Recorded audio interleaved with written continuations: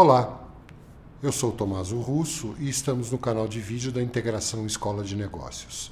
Hoje falaremos sobre os tipos e objetivos da remuneração variável e recompensas. Quais são os objetivos da remuneração variável? Oferecer recompensas tangíveis, normalmente em dinheiro, associadas ao alcance das metas da empresa. Alinhar os objetivos da empresa às ações dos colaboradores. Valorizar a meritocracia, atrair, reter e entusiasmar as pessoas, diminuir a ênfase no salário fixo. Definições. Remunerações e recompensas são as ferramentas que a empresa pode utilizar para atrair, motivar e reter colaboradores. É tudo aquilo que o colaborador percebe como sendo de valor no seu trabalho. Incentivos de curto prazo. É uma remuneração variável estabelecida com focos em resultados e desempenho dentro de um período de um ano ou menos. Pode combinar desempenho e resultados individuais com os resultados da empresa. Nessa categoria estão o PLR e o bônus. Incentivos de longo prazo. É uma remuneração variável com focos em resultados e desempenho em períodos maiores do que um ano. Nessa categoria estão, por exemplo, as Stock Options. A primeira modalidade que nós vamos falar de remuneração variável é o bônus. O bônus é a denominação genérica de uma remuneração variável de curto prazo, destinado normalmente à média e à alta gerência. Por razões tributárias, o bônus pode estar contido no acordo de PLR da companhia, mas ele deve ter natureza e valores distintos do plano destinado às áreas técnicas, administrativas e operacional. Bônus meta é a porcentagem da remuneração anual ou a quantidade de salários anual a ser paga ao colaborador se as metas da empresa e as metas individuais forem exatamente atingidas. O valor do bônus meta é normalmente determinado pelo mercado, pela competitividade e agressividade na retenção dos colaboradores. Quais são os parâmetros utilizados normalmente para a determinação do bônus? Bom, primeiro os resultados globais da companhia, que podem ser o lucro líquido, a geração de caixa, o índice de valor agregado e o valor da empresa. Podem também ser utilizados resultados individuais, que são metas individuais e avaliação de competência. Quais são as ameaças e oportunidades de um programa de bônus numa empresa? No tocante às ameaças, mudanças de regra no meio do jogo, metas definidas que são inatingíveis, metas muito fracas, muito fáceis, desalinhamento, uma série de metas contraditórias, regras mal planejadas ou regras incompletas do programa, documentação inadequada, comunicação inadequada, atirar e esquecer, que é definir as metas no início do ano e depois esquecer do programa. Outra ameaça é a falta de transparência interna e externa, principalmente junto aos donos da empresa. Outro risco é pagar em valores excessivos a título de bônus. Oportunidades. O bônus é excelente para você disseminar as metas da organização, alavancar resultado, alinhar as pessoas aos resultados da empresa, atrair, reter e entusiasmar as pessoas, fornecer feedback da estratégia da empresa, olhar para fora da organização e participar no desenvolvimento e aprendizagem. Um outro programa de remuneração variável é a participação nos lucros e resultados, o PLR. Ele também é um tipo de remuneração variável de curto prazo, porém destinado principalmente às áreas técnicas, administrativas e operacionais da empresa.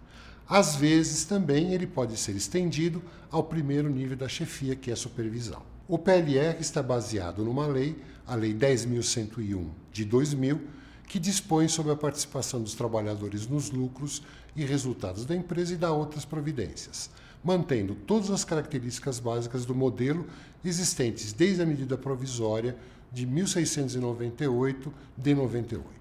Quais são os requisitos legais? Quando que um programa de PLR atende integralmente à Lei 10.101? Pontos principais da lei. O PLR tem que ser fruto de uma negociação direta entre a empresa e seus empregados, com a presença de um representante indicado pelos sindicatos dos empregados. O PLR deve conter regras claras e objetivas, inclusive mecanismos de aferição das informações, periodicidade da distribuição, período de vigência e etc. O plano, o PLR, deve ser arquivado na entidade sindical dos trabalhadores. Os valores pagos a título de PLR não substituem nem complementam a remuneração do empregado. É vedado o pagamento de qualquer antecipação ou distribuição de valores a título de participação nos lucros ou resultados da empresa numa periodicidade inferior a um semestre civil, ou mais de 2 vezes no mesmo ano. O PLR não constitui base de incidência de qualquer encargo trabalhista, não se aplicando o princípio da habitualidade. Haverá apenas a tributação do imposto de renda na fonte, em separado dos demais rendimentos. O PLR ele deve ser encarado como uma ferramenta de alinhamento. E quais são as características desejáveis? O PLR tem que contemplar metas da empresa e as metas da equipe. Com isso, as pessoas, os colaboradores, possuem o entendimento do negócio da empresa.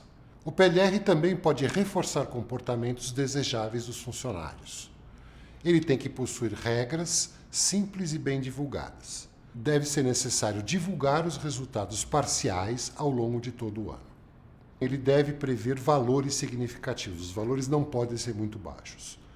O processo deve ser o mais transparente possível, de tal forma que todos tenham confiança e que desperte o sentido de parceria entre colaboradores e empresa. O PLR deve ser perfeitamente entendido e alinhado com as chefias imediatas. As chefias são os guardiões do processo. Outra modalidade de remuneração variável são os incentivos de longo prazo. Os incentivos de longo prazo são programas de remuneração variável que consideram a performance da companhia em períodos maiores do que um ano. Os incentivos de longo prazo normalmente têm ciclos que variam de 3 a 5 anos. Eles são normalmente aplicados para os top executivos, embora eles também possam ser estendidos para todos os níveis da companhia. Possui um forte fator de retenção. Por que são definidos incentivos de longo prazo? Eles possibilitam a convergência de interesses e objetivos da empresa e de seus executivos a longo prazo. Possibilitam a retenção de pessoas estratégicas. Elas consistem, na verdade, em algemas de ouro, que prendem as pessoas à empresa. Eles direcionam os executivos para uma visão de perpetuação e criação de valor do negócio.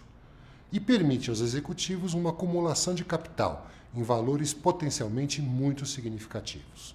Com isso, é reduzida a ênfase dos executivos na remuneração fixa, que é um custo fixo. Quais são os principais tipos de incentivo de longo prazo? O mais importante, o mais comum, são chamados opções de ações ou stock options.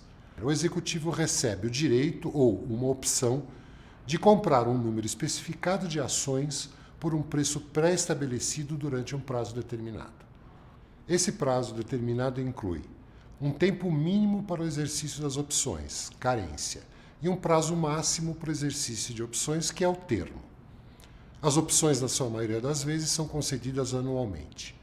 E o número de ações concedidas em cada vez poderá depender dos resultados da empresa, do desempenho individual ou do nível do executivo. Tipicamente, o executivo tem que gastar ou desembolsar o valor correspondente à compra das ações. O plano, então, fica sujeito a uma carência mínima, chamada de vesting, e um prazo máximo para exercício. Hoje falamos sobre remuneração variável. Até a próxima videoaula e muito obrigado.